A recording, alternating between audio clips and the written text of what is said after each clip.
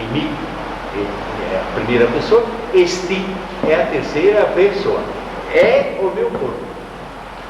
Tanto que há anos atrás, depois do concílio, uns frades, chefiado pelo Bob, queriam pôr assim, não da palavra transubstanciação, a mudança de substância. Nós em filosofia, nós dizemos, num qualquer corpo existe a substância e os acidentes. Os acidentes são aquilo que aparece, a cor, o cheiro e o sabor. Que cor é esta? Que cheiro tem? De cebola. O padre fez uma sopa de cebola.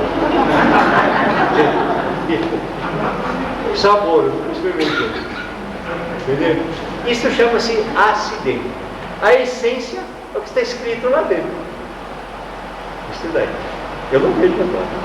A hóstia é branca, tem um peso, tem um gosto. Na verdade, cheiro não tem, é inodora. Falta de cheiro, que é o trigo. Não sei quando a velha meio mofada, não nem vale, que não é mais trigo. Então, aquilo é acidente. Mas a substância é o corpo do Nosso Senhor. Era a substância de pão, mudou-se para a substância de o corpo de Jesus Cristo. Não vou dizer que Jesus Cristo está no pão, não. O pão virou Jesus Cristo. Então chama só existe essa palavra aplicada aí. Transubstanciação. E quiseram pôr esse chamado transsignificação. Mudou a significação. O pão significa agora o corpo, o vinho significa agora.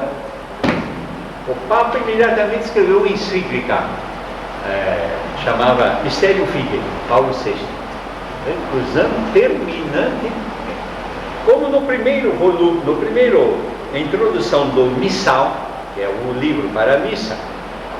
O fulano que escreveu, o Papa não leu, distraído, acreditou. Começou assim na primeira edição. A missa é a ceia do Senhor, em onde os fiéis se reúnem para comemorar a cena do Senhor. Aí muita gente protestou. O Papa mandou mudar. A missa é o sacrifício do corpo e sangue de Jesus Cristo, onde, recordando a ceia, nós renovamos o sacrifício misticamente da cruz de Jesus. Não eram os carministas da Holanda, eles fazem a ceia, se reúnem numa mesa. Então, eu sempre ler um trecho do Evangelho que fala da ceia. Nós estamos renovando aquela ceia. Então, como se fosse aquela ceia. Então, o verbo me pergunta quem vai te atender, outro responde, não receber. O sacerdote, quando é ordenado, o bispo põe a mão, é a hora que ele fica sacerdote. Põe a mão, diz, recebe o poder de celebrar, de perdoar, de abençoar e pregar. O padre recebe o poder e abençoar. A hora que fica o padre é a hora da forma e matéria do sacramento da ordem. Depois passa a ordem aqui, outra coisa, mas é secundário. Se basta isso daí.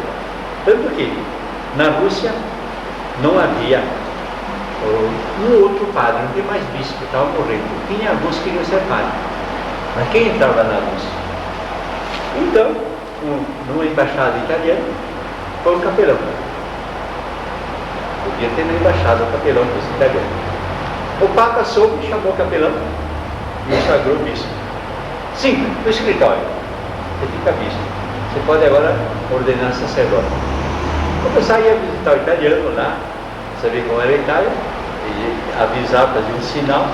Esse daí, que era o capelão, parecia um capelão, e era salesiano, que eu conheci. Ele sagrou muitos padres na Rússia, a igreja subterrânea. Agora o Papa disse, você é bispo, você não pode usar nenhuma insígnia de bispo.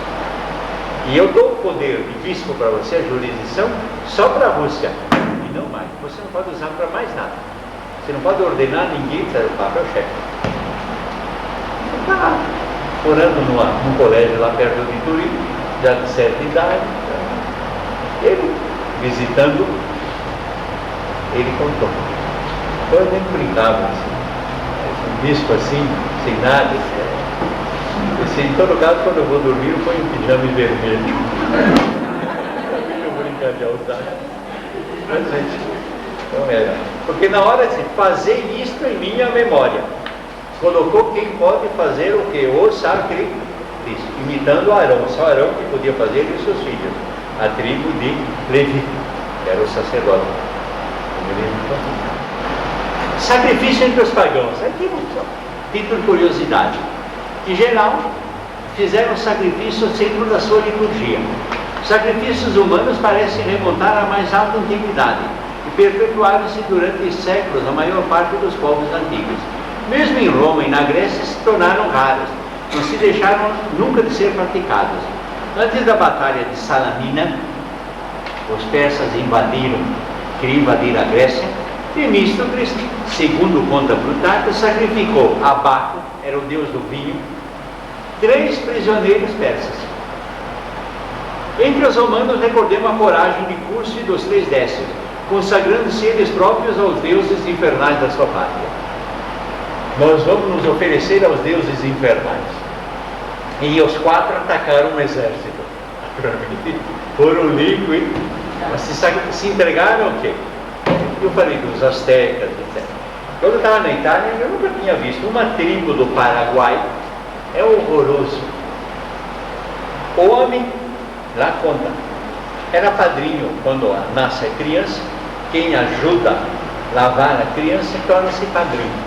E é a religião deles, quando sonha com a pessoa, com qualquer pessoa, eles dizem que é o mau espírito que fez sonhar. E ele só se acalma, ele dá um aviso que vai entrar nele. Então deve matar a pessoa com quem sonhou. Então dava a cena lá, o padrinho correndo atrás da menina. A menina desesperada, ele correndo atrás e deu a cacetada na cabeça. E agora o espírito mal não entra. Horroroso, né? E depois a antropóloga quer dizer, respeitemos a cultura dos indígenas, respeitar essa cultura. Se isso é cultura, os antropólogos que vivem em Brasília com ar-condicionado, missionário não pode tirar a religião dos índios. Mas essa eu posso deixar. Entre os bororos, nascia gêmeo, um tinha que ser morto. A mãe escolhia. Se a mãe sonhava na véspera do parto, tinha que matar a criança. Então, os missionários tiraram isso. Os antropólogos não se pode mexer na cultura dos indígenas. Eles ficam como que macaco no zoológico, sabe?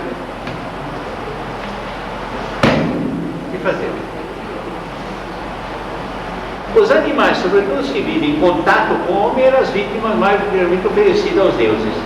Bolos em forma de animais eram usados pelos pobres para substituir vítimas.